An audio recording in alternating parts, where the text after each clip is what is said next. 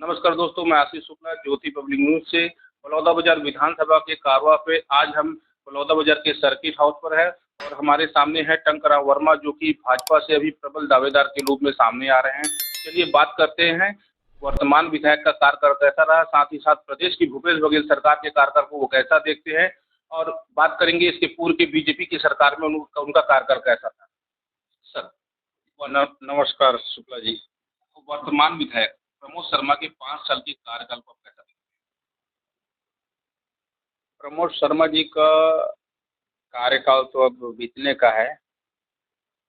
जिस तरह से विधानसभा स्तर पे एक कार्य योजना बनना चाहिए कि 5 साल में हम क्षेत्र में क्या डेवलपमेंट करेंगे, उनका एक प्लानिंग जो होना चाहिए था वो अच्छा सा प्लानिंग नहीं कर पाया, ऐसा मैं महसूस करता हूँ।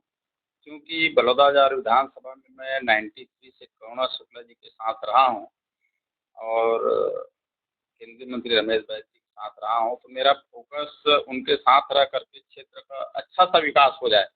तो उसके लिए क्या है, अपन प्लानिंग करते थे कि भाई PWD है, एरिगेशन है, फॉरेस्ट है, जितने विभाग हैं उस विभाग में किस योजना खोलें और कहाँ पे क्या जरूरत थी। तो मेरे को ऐसा लगता है कि प्रमोद शर्मा जी ने ये काम नहीं कर पाया जो उसको प्लानिंग करना था 5 साल में, कि 2 बड़े नगर पालिका हैं और इतने करीब 200 गांव पड़ते हैं। तो अच्छा सा जो प्लानिंग करना चाहिए और बताने लायक जो कि हमने 5 साल में ये बड़ा काम किया, ऐसा कुछ नहीं हो पाया है। मैं महसूस करता हूँ प्रदेश में कांग्रेस की सरकार है और वो जनता कांग्रेस के विधायक थे, क्या इसका भी असर पड़ता है विकास में? नहीं, विकास के मामले में नहीं पड़ता क्योंकि मैं अपोजिशन में करुणा शुक्ला जी के साथ रहा हूँ, है ना। उस समय दिग्विजय सिंह की सरकार थी तो उस समय भी इतने बड़े बड़े काम कराए हैं हर विभाग में। तो विकास के मामले में तो कम से कम पीछे नहीं होना चाहिए। वर्तमान प्रदेश की भूपेश बघेल की सरकार ये 5 साल के उनके कार्यकाल को आप कैसा देखते हैं? नहीं, 5 साल में तो इन्होंने छत्तीसगढ़ को बहुत पीछे कर दिया। देखिए, आज जितने भी काम जो दिख रहे हैं वो 15 साल रमन सिंह की सरकार की देन है। जितने बड़े फ्लाईओवर हैं, ओवरब्रिज हैं, सड़क हैं, स्कूल हैं, स्वास्थ्य विभाग के हैं। क्योंकि मैं डायरेक्ट 15 साल तक सरकार के बहुत करीब में था तो मैं सरकार की उपलब्धियों को मैं जानता हूँ। 5 साल लास्ट 5 साल में केदार कश्यप जी के समय मैं शिक्षा विभाग में था तो अभी बलौदाबाजार में इतने सारे स्कूल खुले हैं, हाई स्कूल, हायर सेकेंडरी और बड़े बड़े भवन जो आज दिखते हैं वो रमन सरकार जी की देन है। और इन्होंने क्या किया है भूपेश बघेल जी ने, इन्होंने जैसे ढोल पीटते हैं कि मैंने स्वामी आत्मानंद स्कूल कितना बनाया, तो भैया इतना बनाया तो आप मेरे को बता दो कितना बिल्डिंग आप बनाए हो। आप बलौदा बाजार का ले लीजिए, बलौदा बाजार है या भाटापारा है, कहीं भी जो हमारी पुरानी बिल्डिंगें थी, शिक्षा विभाग की बिल्डिंग है, उसी में उन्होंने डेंट पेंट करके उसमें स्वामी आत्मानंद स्कूल का बोर्ड चिपका दिया।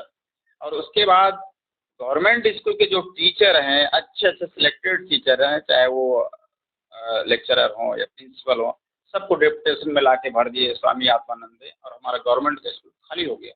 ये स्थिति पूरा प्रदेश में है।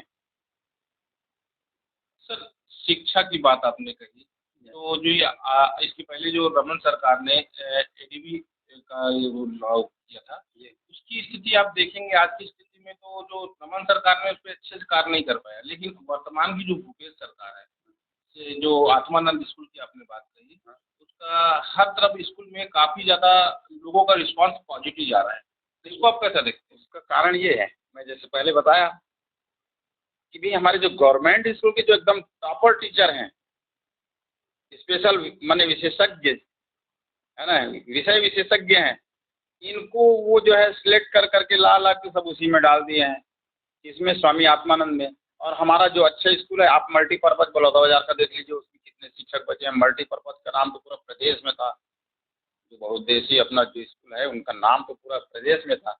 आज क्या हालत हो गई है, सिर्फ इसीलिए अब स्वामीनाथ आत्मानंद जैसे बोल रहे हैं अच्छा स्कूल है, मैं भी कह रहा हूँ अच्छा स्कूल। क्यों अच्छा स्कूल है कि हमारे गवर्नमेंट के टीचर सब वहाँ चल दिए, तो इसके कारण वो अच्छा है। सर, वर्तमान सरकार शराबबंदी एक मुख्य मुद्दा था जो महिलाओं को उनकी तरफ आकर्षित किया था कांग्रेस पार्टी को। शराबबंदी 5 साल बीत गया नहीं, जी। इसको आप कैसा देखते हैं? नहीं, अब ये तो जो है यहाँ के लोगों के साथ बहुत बड़ा छल और धोखा हुआ है। मैं जैसे गाँव में जाता हूँ, क्योंकि मेरा मूल काम धर्म, संस्कृति और संस्कार पे काम करता हूँ। रामायण, भागवत गीता बहुत ज़्यादा मैं इन कार्यक्रमों में अटेंड करता हूँ, तो महिलाएँ बोलती है कि हमने वोट दिया है भूपेश सरकार को, सिर्फ इसलिए वोट दिया है कि हमारे घर बर्बाद होने से बचेगा। कैसे बचेगा? जब शराब भट्टी बंद हो जाएगी तो हमारे घर वाले लोग पिएंगे नहीं। और आज हमको बड़ा दुख होता है कि हमारे घर में शराबी की संख्या बढ़ गई। बोले पहले शराब की दुकानें कम थी, अब शराब की दुकानें बढ़ गई। उसके बाद गांव-गांव में कोचिया हो गए। तो इन्होंने शराब बंद करने के बजाय शराब बेचने का व्यापार को बढ़ा दिया। इस चीज़ का बड़ा उन लोगों को दुख है। लोग चाहते हैं कि शराब बंद हो, और शराब बंद करने का वादा किया था, इसके कारण उन्होंने वोटिंग किया है। सर ये जो अवैध शराबबंदी एक अलग मुद्दा हो गया, लेकिन गाँव में जो अवैध शराब की मात्रा है, ऐसा नहीं बोलूँगा कि इस कांग्रेस काल में ही नहीं, इसके पहले की जो सरकार थी बीजेपी की, उसके दौरान भी काफ़ी मात्रा में अवैध शराब का कारोबार होता था। इसमें दोनों सरकार अवैध शराब पे लगाम लगाने की आवश्यकता महसूस नहीं कर रही है, ऐसा प्रतीत होता है। नहीं, उस समय ये कोचिया प्रकरण जो अभी चल रहा है ना, वो कोचिया प्रकरण भाजपा की सरकार में नहीं था, और अब तो गांव-गांव में कोचिया हो गए। और आप तो सुने होंगे कि वो शराब का कितना बड़ा घोटाला हुआ, इतना बड़ा कांड हुआ कि क्या 20,000 करोड़ का घोटाला हुआ। तो ये जो कोचिया प्रथा है, ज़्यादा से ज़्यादा शराब को पब्लिक तक पहुँचाना है, ज़्यादा से ज़्यादा बेचना है, ज़्यादा से ज़्यादा हमको फ़ायदा कमाना है, उस चक्कर में सब शराब कोचिया की संख्या बढ़ी है। जन कारवां के दौरान गाँव में भ्रमण करने के दौरान अधिकतर ग्रामीण मुख्यमंत्री से खुश नज़र आता है। खुश नज़र आने का मुख्य कारण होता है जो धान का उनका मूल्य जो बोले थे उन्होंने दिया। लेकिन बीजेपी की सरकार ने 2 वर्ष का बोनस नहीं दिया। इसके साथ-साथ वो ये भी लगाते हैं। तो इस गेप को कैसे भरेगी भारतीय नहीं, जनता पार्टी? अब ये तो सही बात है कि 2 साल का बोनस नहीं दे पाए। पर मोदी सरकार आने के बाद जो इनका एमएसपी का जो रेट होता है, आज देखिए करीब-करीब 2200 कुछ रुपया है हमारे केंद्र सरकार का। तो ये क्या करता है, 300 रुपये बढ़ा के देता है। तो धान का जो रेट है, और उसके बदले में अगर हम ये ऐसा आकलन करें कि केंद्र सरकार ने किसान सम्मान निधि की जो राशि 6,000 रुपया दे रहे हैं, वो बहुत बड़ी राशि है। उनका भी भरपाई हो जाता है। कैलकुलेशन करने का अपना अलग-अलग तरीका है। सर आप किसानों की बात करें, कई ऐसे किसान हैं जिनके पास ज़मीन नहीं है, भूमिहीन किसान।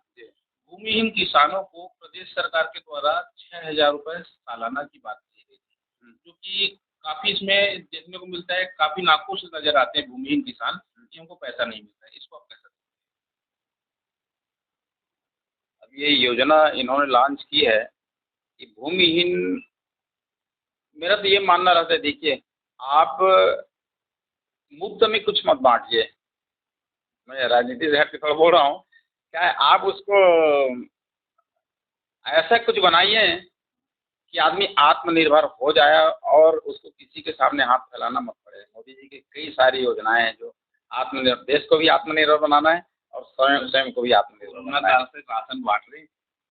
तो वो उसका कारण कारण वही है भाई, कोरोना काल में पूरा काम धंधा सब चौपट हो गया है। जीने के लिए आदमी को चाहिए, अन्न चाहिए। तो मोदी जी बहुत दूरदर्शी आदमी है। लोग उसका हंसी उड़ाते थे जब क्या जन धन खाता खोले ना, कि बिना पैसे के आपकी खाता खोलेंगे, तो लोग हंसी उड़ाते थे, जेब में कौड़ी नहीं है उसका खाता खुलेगा। आप देखिए, खाता पहले से खुल गया था, कोरोना काल में ऐन वक्त में उसके खाते में पैसा आया। इतनी बड़ी उपलब्धि है। अगर खाता नहीं खुला रहता तो उसको पैसे कहाँ से मिलता?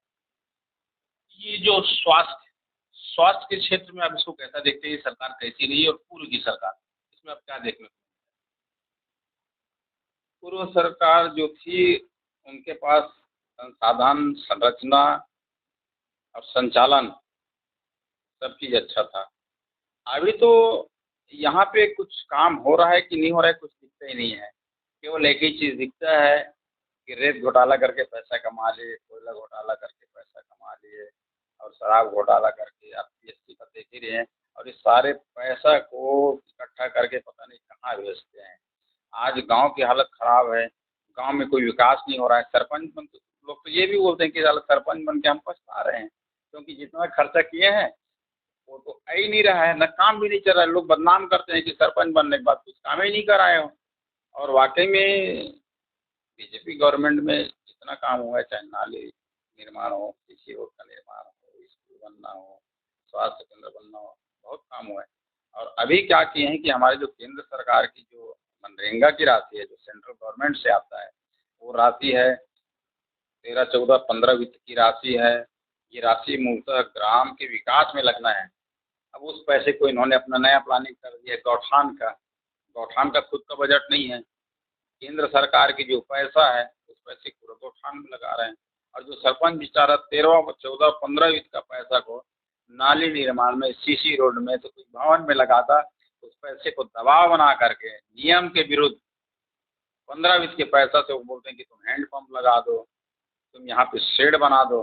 और जिस दिन 15 वित्त का उसका वो होगा, क्या बोलते हैं, मूल्यांकन होगा, ऑडिट होगी, तो सरपंच को भी भारी पड़ जाएगा, तो उस मद में खर्चा कर ही नहीं सकता। लेकिन दबाव बना के उसको उसमें खर्चा करवा रहे हैं, सरपंच के लिए भी आफत है। सर, ये जो वर्तमान सरकार है, इसमें भ्रष्टाचार के मामले बढ़े हैं कि कम हुए हैं? जैसे कई गाँव में सुनने को मिलता है राशन कार्ड पर पैसा ले रहे हैं सरपंच, सचिव, या आवास योजना पे ले रहे हैं, ऐसी बातें आती भ्रष्टाचार तो पूरा सभी विभाग में है। अब जैसे राजस्व का ले लें तो राजस्व तो इतना ज़्यादा अंधेरगर्दी है कि वो आपका नामांतरण का पैसा, कितना एकड़ जमीन है, वो जमीन के एकड़ उसका वैल्यूएशन करके पैसा लेते हैं। और तहसीलदार के यहाँ जैसे छोटा सा कोई केस हो गया, 151 हो गया, तो उसका भी एकदम फिक्स है, थाने में फिक्स है। पब्लिक बहुत परेशान है। लोग बताते थे, मेरे को आश्चर्य लगता है। अभी इनका जो ट्रांसफ़र हुआ, एजुकेशन में ट्रांसफ़र किए हैं स्कूल के, क्या प्राइमरी स्कूल के टीचर का इतना, मिडिल स्कूल के टीचर का इतना, हाई स्कूल का इतना, माने किसी ज़माने में बड़े बड़े अधिकारी को जो पैसा देना पड़ता रहा होगा, उतना पैसा तो इस स्कूल के टीचर को देना पड़ रहा है। और अभी आप देखें ना कि पैसा दे दे करके जिन्होंने अपना पदोन्नति का संशोधन कराए थे, सारा का सारा निरस्त कर दिए। अब उसमें कोर्ट में चला गया मामला कि हम लोगों ने इतना पैसा दिया है, पैसा देने के बाद हमारा पदस्थापना ऐसा ऐसा हो गया। तो माने पोस्टिंग में भी हेरा फेरी, उसमें भी करोड़ों का लेन देन, माने पूरे हमारा जो शिक्षा विभाग है उसको भी बदनाम कर डाले। है। और मुझे मैं जानना चाहूँगा, बलौदाबाजार विधानसभा, आपकी दृष्टि में बलौदाबाजार विधानसभा में जो ये 5 वर्षों में क्या ऐसा कार्य हो जाना था जो अभी तक नहीं हो पाया? देखिए 5 वर्ष में एक तो जिला मुख्यालय हो गया है हमारा, रमन सिंह सरकार, भाजपा सरकार की देन में। अब यहाँ पे जैसा एक कुम्हारी जलाशय कहा है, उसको कब से हो जाना था, अभी आखिरी आखिरी में स्वीकृति दिए हैं। उसमें कम से कम 50-55 गांव के किसान लाभान्वित होंगे। अभी दिए हैं तो काम शुरू हुआ है, वो भी काम अभी पता चला कि मोहरेंगा के पास रोक दिया गया है, वो काम होना था। ये जो है बलौदाबाजार औद्योगिक इलाका भी है और लगातार यहाँ पे जनसंख्या बढ़ रही है। यहाँ पे मेडिकल कॉलेज भी होना चाहिए। और शहर के नया इसका संरचना, थोड़ा सा जो शहर बना हुआ है उसका जो रोड है, एक और बाहर रोड बनना चाहिए, जो लिंक रोड, बाईपास बनना चाहिए। अभी भी ट्रकें यहीं से आते हैं जाते हैं। ये इधर वाला बाईपास है, तब भी तो ट्रकें यहीं आती है ना भैया। जी, कुछ समस्या तो बनी हुई है। हाँ, अच्छा सर, कहते बलौदाबाजार विधानसभा में पार्टी और जनता यदि आपका साथ दे तो आप क्या कर सकते हैं? कुछ विशेष, जैसे रेसिलमेंट फैक्ट्रियाँ है, और ये हरदम देखने को मिलता है, हर गांव के कुछ इंतजार में धरने पे बैठ जाते हैं, हमको रोजगार चाहिए। ये वहीं पास के गांव वालों को रोजगार नहीं मिल रहा है सीमेंट फैक्ट्रियों में, और बाहर के आके उनको रोजगार दिया जा रहा है। इस समस्या का दूर निराकरण कैसे होगा? कि खुद मुख्यमंत्री के द्वारा कहा गया था 90% स्थानीय लोगों को रोजगार दिया चलो क्या भी है, एक कहावत है कि जहाँ का नेता होगा व्यापारी, जहाँ का नेता होगा व्यापारी, वहाँ का कार्यकर्ता होगा भिखारी। तो नेता लोग यदि खुद ही व्यापार करने लग जाएं, ठेकेदारी करने लग जाएं, तो लोगों को क्या भला करेंगे। एक्चुअल में यहाँ उद्योग बहुत हैं और बेरोजगारी भी बहुत है। बाहर के लोग आके काम कर रहे हैं पर स्थानीय लोगों को काम नहीं मिल रहा है। तो स्थानीय लोगों को काम दिलाने के लिए यहाँ जो जनप्रतिनिधि हैं, जो नेतृत्व कर रहे हैं, उसको सक्षम साथ जाके लाना चाहिए। और दिक्कत यह है कि सब ठेकेदारी ही कर रहे हैं। भाई आप किसी उद्योग में आपका कुछ काम चल रहा है तो आप क्या लड़ोगे उससे, मैनेजमेंट से। यदि मैनेजमेंट से लड़ना है तो आपको क्या करना पड़ेगा, ये सब काम धंधा बंद करके आप नेता बने हो, सेवक बने हो, आप सेवा करो, धंधा मत करो, व्यापार मत करो, ठेकेदारी मत करो। मैं यही कहता हूँ। और हमारे चैनल के माध्यम से कोई ऐसी बात बोलना चाहेंगे सबको? नहीं, मैं तो बस यही कहना चाहूँगा कि ये हमारा बलौदाबाजार विधानसभा जो है बहुत शांति प्रिय क्षेत्र है। और हम सब ने रमन सिंह की सरकार को देखे हैं और अभी केंद्र में नरेंद्र मोदी जी की सरकार को देख रहे हैं। हर असंभव काम को संभव किया है, हर पुराने विवाद समस्या का निदान किया है। नरेंद्र मोदी जी हमारे यशस्वी प्रधानमंत्री हैं और विश्व का सर्वमान्य नेता हैं। तो भारतीय जनता पार्टी के साथ जुड़े हैं, भारतीय जनता पार्टी के राज्य में भी सरकार बनाएं, केंद्र में सरकार बनाएं, डबल इंजन की सरकार बनेगी। छत्तीसगढ़ का बड़ा तेजी से विकास होगा, समृद्धि की ओर बढ़ेगी। बस यही अपील करूंगा सबसे। ये आप सुन रहे थे टंकराव वर्मा जी को। आशीष शुक्ला, ज्योति पब्लिक न्यूज।